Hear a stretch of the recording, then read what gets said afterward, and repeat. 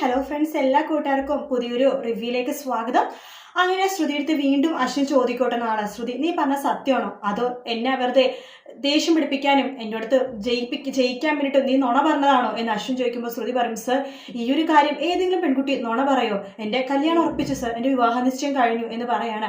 അത് കേൾക്കണം നമ്മുടെ അശ്വിനാകെ പിന്നെ ഒരു വേദനയും ദേഷ്യമൊക്കെ തോന്നും കേട്ടോ.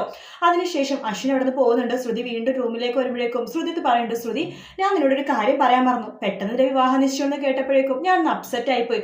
പക്ഷേ നീ ചെയ്ത കാര്യം ഞാൻ ചെയ്യാൻ പാടില്ലല്ലോ. എൻ്റെ വിവാഹ നിശ്ചയം ഉറപ്പിച്ചപ്പോൾ നീ എനിക്കൊരു കൺഗ്രാറ്റ്സ് പോലും പറഞ്ഞില്ല. നീ ആകെ വിഷമിച്ചിരിക്കുകയായിരുന്നു. ഓർമ്മയുണ്ടോ നിനക്ക് എന്ന് പറയുമ്പോൾ നമ്മുടെ മുത്തശ്ശി എടുത്ത് നമ്മുടെ അശ്വിൻ പറഞ്ഞല്ലോ, ഒരാഴ്ച മുമ്പ് വിവാഹത്തിന് സമ്മതമാണ്, അപ്പൊ നിശ്ചയം പോലെ ഉറപ്പിക്കാൻ വേണ്ടി തീരുമാനിച്ചല്ലോ. അപ്പൊ ശ്രുതി മാത്രമാണ് കൺഗ്രാറ്റ്സ് ശരിക്കും പറയാതിരുന്നത്. അന്ന് വണ്ടിന്ന് ജസ്റ്റ് ഒന്ന് പറഞ്ഞേ ഉള്ളൂ. അപ്പൊ അതുകൊണ്ട് തന്നെ അശ്വിൻ പറയണ്ടേ, നീ അടുത്ത് കൺഗ്രാറ്റ്സ് പറഞ്ഞില്ലല്ലോ, പക്ഷെ ആ മര്യാദക്കേട് ഞാൻ കാണിക്കില്ല. നിന്റെ വിവാഹത്തിന് ഇപ്പൊ തന്നെ ഞാൻ കൺഗ്രാറ്റുലേഷൻ പറയുന്നു, എല്ലാ അഭിനന്ദനങ്ങളും എന്ന് പറയാണ്. ആ സമയത്ത് ശ്രുതിയുടെ കണ്ണ് തന്നിട്ട് ശ്രുതി അവിടെ നിന്ന് പോകുവാട്ടോ.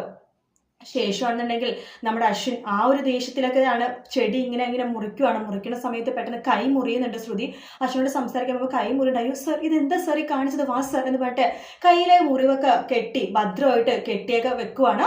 അതിനുശേഷമാണെന്നുണ്ടെങ്കിൽ നമ്മുടെ ശ്രുതി ആ മുറിവ് നോക്കി ആകെ വേദനിക്കുമ്പോൾ അശ്വിൻ ഇങ്ങനെ ശ്രുതിയുടെ മുഖത്ത് നോക്കിയിട്ട് അശ്വിന് വല്ലാത്ത വിഷമം തോന്നുന്നുണ്ട്.